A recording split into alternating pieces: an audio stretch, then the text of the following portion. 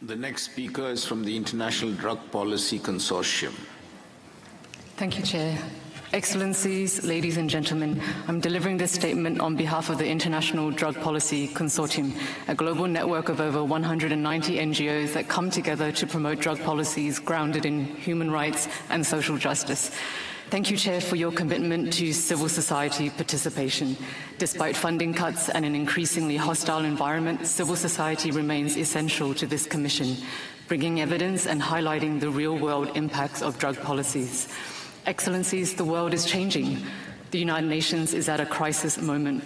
Many norms, practices, and long-standing consensus that seemed immovable in Vienna may not survive. The crisis stems from geopolitical change, but make no mistake, it also comes from the UN drug control system's failure to live up to its own goals.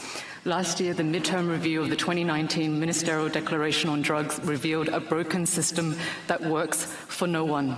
Despite billions spent in drug control, production continues at historical highs. Prohibition has fueled the proliferation of new and extremely potent synthetic drugs. The race to schedule substances and precursors has been futile. This failed system has had catastrophic human rights consequences. Every year, hundreds of people are subject to the death penalty for drug offences, to extrajudicial killings, and to violence and displacement resulting from the militarization of drug control. Indigenous peoples' plants, including the coca leaf, remain prohibited. People who use drugs are criminalized and stigmatized. Life-saving harm reduction and treatment services are chronically underfunded, increasing risks and harms for people who use drugs and fueling overdose deaths. While 75% of the world population has no access to controlled medicines for palliative care and pain relief.